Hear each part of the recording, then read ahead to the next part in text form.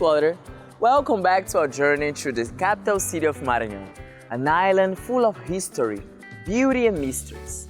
In the first episodes, I introduced you to our background, the Europeans, Africans and indigenous heritage who together, but not in a peaceful way, made this place one of a kind. Today, in the third and last episode, until someone pays me to produce a sequence, it's time to get closer to the present and guess what the future holds for us. Are you ready for this trip? My name is Aide and welcome to São Luís.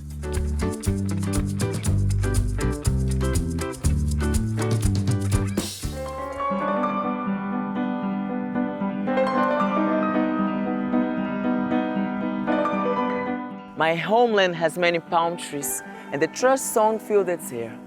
No bird here can sing as well as the bird sings over there. We have fields more full of flowers and starry skies above. We have woods more full of life and a life more full of love. As our great poet Goncalves Dias wrote in the Seja song, São Luís is a special place like nowhere else.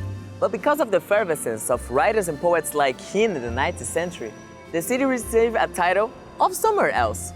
We became the Brazilian Nathans. Fancy, right? Talking about titles, we are also known as the Island of Love, the Magnetic Island, the Rebel Island. And I will need a whole new episode to explain all of it. But there's another foreign title that deserves its moment. Welcome to Brazilian Jamaica.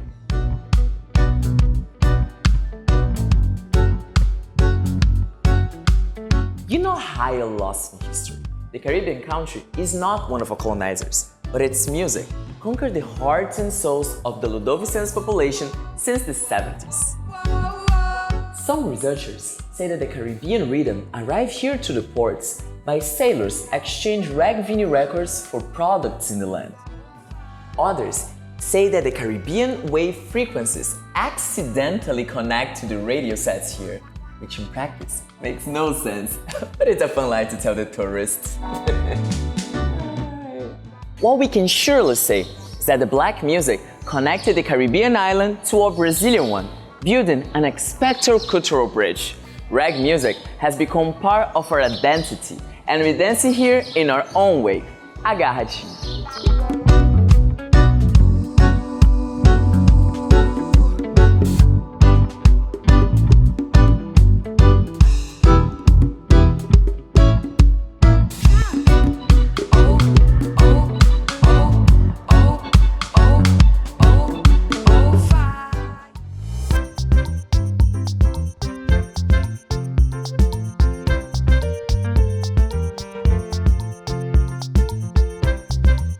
I don't think people understand how festive São Luís is all year long, but when it comes to June, it gets to another level. First, we have celebrations for the Catholic saints, Peter, Paul and John. Wasn't enough, so we created a new saint. Pope doesn't recognize him, but who cares? Saint Marçal has his own holiday. With time, the festivities spread over the whole month, giving us a reason to party every day, in every neighborhood, eat all kinds of food made from corn, and celebrate the flavor of being from here. It's also time for our traditional dances. Come on, Portuguese dance, it's your time to shine.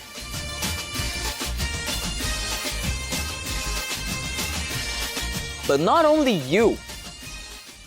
Here we have the quadrilhas.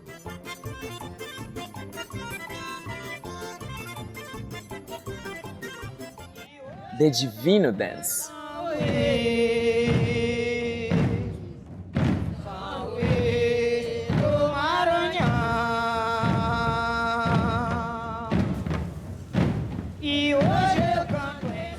De Cacuria.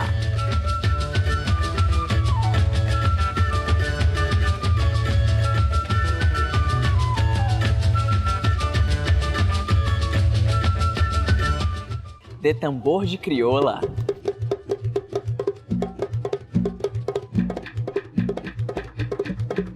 Rhythms that mix religion, tradition, and entertainment. Oh wait, am I forgetting the most famous one?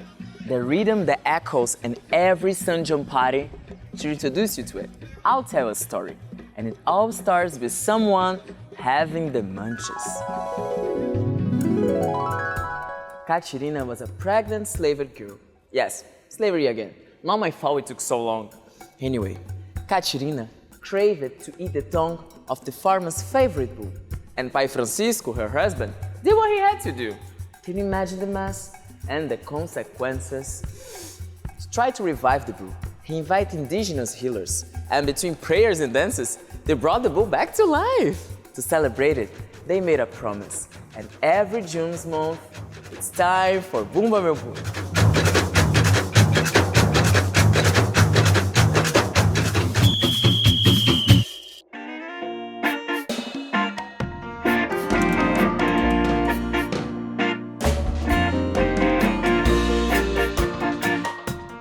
If you get tired of partying in São Luís, don't worry.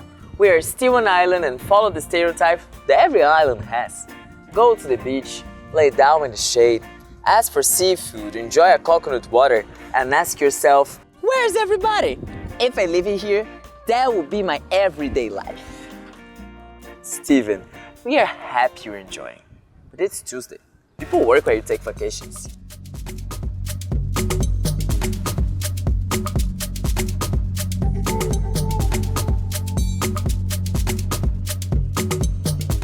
We can talk about a land without its people who host, build, cook, dance, work, live and write our story every day. Surprise! São Luís is more than a historical center in the fancy neighborhoods by the beach. Even though I just went to these places to record the web series.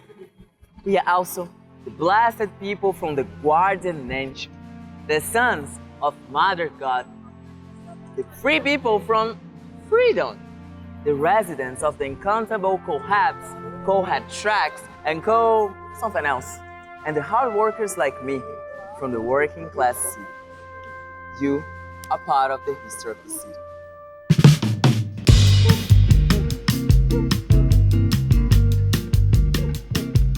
In this web series, I had the pleasure of sharing with you part of the history of my beloved city, an ancient indigenous land, white by colonization and black by slavery, full of freedoms, colors, natural beauties, and unique culture.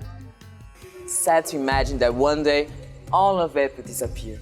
A legend torments the island, and it's not the Sampaio Correa coming to the League A of national football. It's something we really believe.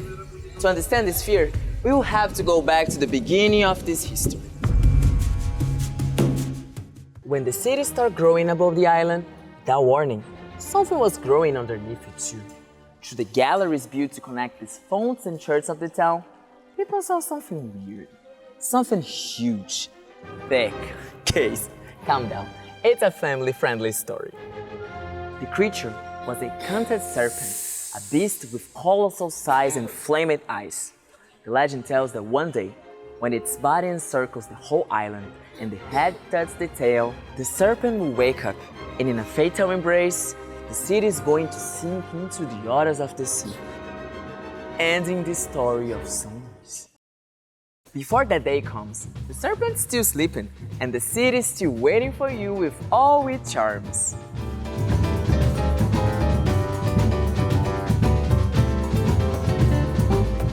Thanks for following me in this journey through the history, beauty, and mysteries of the place I call home.